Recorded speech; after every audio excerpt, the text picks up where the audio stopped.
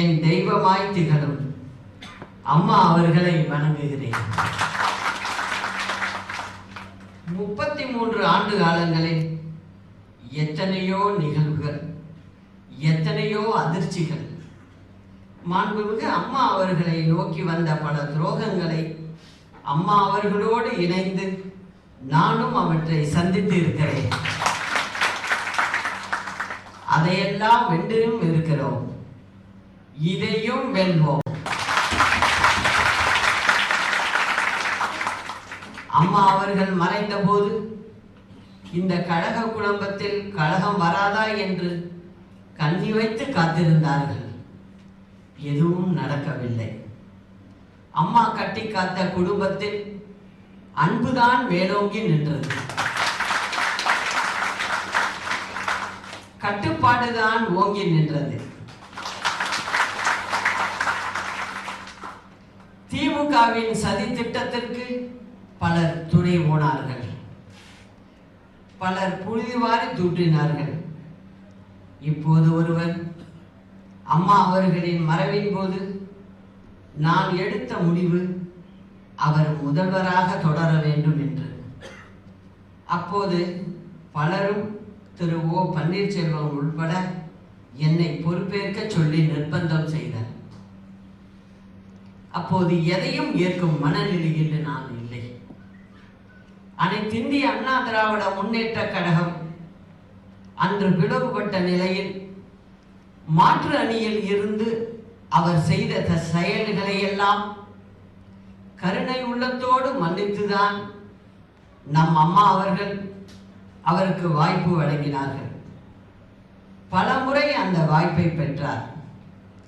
அந்த வழியில்தான் நானும் செயல்பட்டேன். ஆனால் அதன் பின்னால் நடைபெற்ற நிகழ்வுகள் அனைத்தையும் நான் உற்று நோக்கிய நிலையில் சட்டமன்ற நிறைவுகளில் அம்மா அவர்களை அடிக்க துடித்த திமுகவுடன் கழகத்திற்கு கேட்டையும் நாசத்தையும் விளைவித்த திமுகவுடனான அவரின் செயல்கள், அம்மா எதற்காக போராடினாரோ, கடைக்கோடி தொண்டர்கள் எதற்காக போராடினார்களோ அதனை ஈடேற்றும் விதத்தில் அமைந்திடவில்லை. அம்மா இல்லாத இந்த நேரத்தில் முதலமைச்சர் பதவியில் அமர்ந்து விட்டதால் அம்மா வகுத்த பாதையிலிருந்து விலகிட முடியாது. இங்கு முதலமைச்சர் என்கிற சொல்லை காட்டிலும் அம்மா என்கிற சொல்லுக்கு மதிப்பு அதிகம்.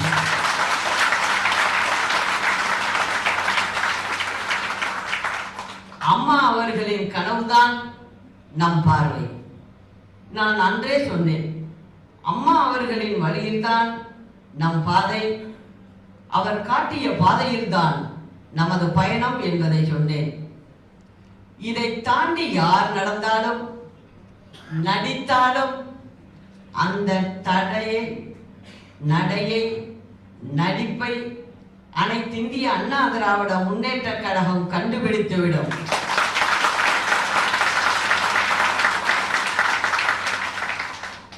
இத்தனை நாட்கள் வராத எதிர்ப்பு நம் எதிரிகளிடமிருந்து புறப்படுகிறது என்றால் என்ன அர்த்தம்? நம் எதிரிகள் விரும்பாதது இங்கு நடக்கிறது. அதனால் தான் இந்த சலசலப்பு. இதற்கெல்லாம் அனைத்திந்திய அண்ணா திராவிட முன்னேற்ற கழகமும் அஞ்சாது, நானும் அஞ்ச மாட்டேன்.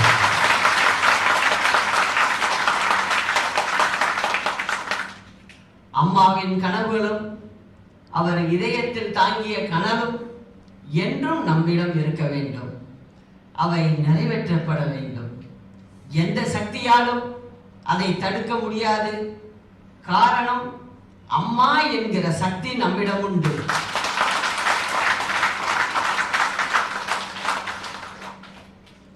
கடந்த 5ஆம் தேதி நடந்த சட்டமன்ற உறுப்பினர்களின் கூட்டம் என்பது ரகசிய கூட்டம் அல்ல.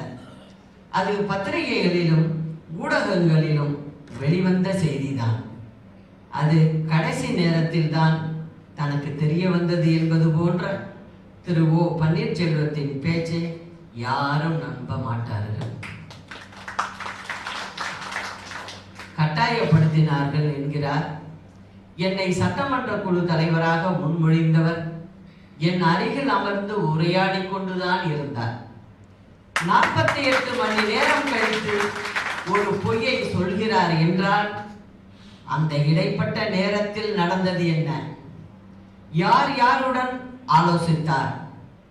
திமுகவை சேர்ந்த துரைமுருகன் சட்டமன்றத்தில் பேசியது போல் கருத்து வேறு வகையிலும் பரிமாறப்பட்டதா? ஆசை காட்டப்பட்டதா? தமிழ்நாடு சட்டமன்ற பேரவை திரு ஓ பன்னீர்செல்வத்தை ஆதரித்து துரைமுருகன் பேசும்போது அதற்கு எந்தவித கருத்தையும் தெரிவிக்காமல் அப்போதே திரு ஓ பன்னீர்செல்வம் மௌனம் காத்த செயல் அவர் திமுகவில் ஐக்கியமாகிவிட்டதை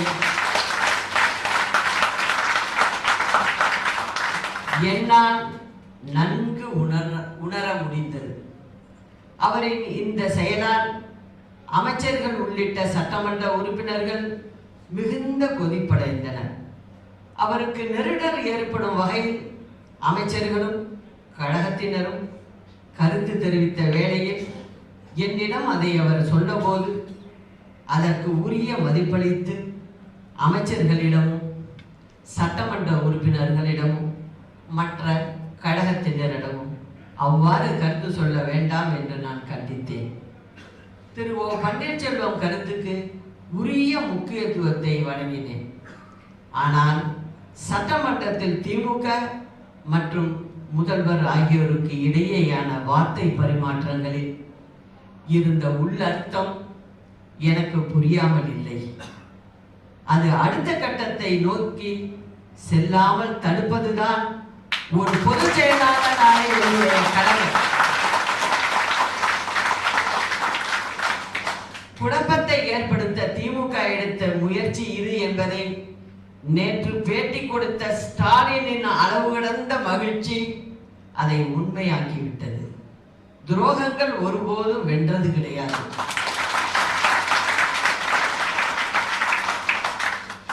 அதுவும் அனைத்து இந்திய அண்ணா திராவிட முன்னேற்ற கழகத்தை என்றும் வெல்லவே முடியாது. இத்தனை காலம் அம்மாவிற்காக வாழ்ந்தேன்.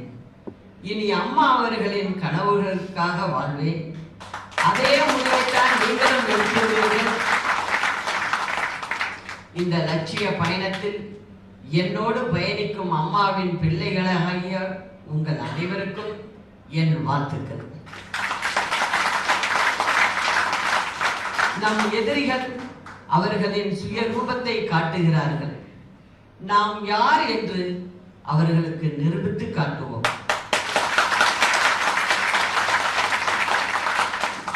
நம்மை பிரிக்கும் சக்தி, நம்மை பிரிக்கும் ஆற்றல் யாருக்கும் இல்லை. மக்கள் மத்தியில் எழுப்பப்படும் குழப்பங்களை உரிய நேரத்தில் நான் தீர்த்து வைப்பேன்.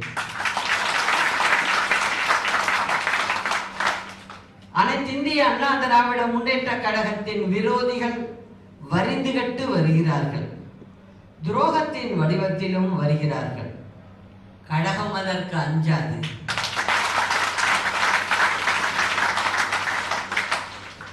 நம் புரட்சி தலைவர் அவர்கள் சொன்னது போல அச்சம் என்பது மடமை, அஞ்சாமை திராவிடர் உடைமை, ஆறிலும் சாவு நூறிலும் சாவு.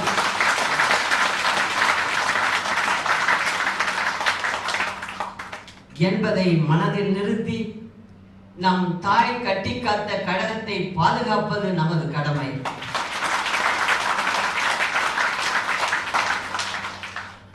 துரோகமும் விரோதமும் கைகோர்த்து வந்தாலும் அவை தோற்று ஓடும். தோற்க வைப்போம்.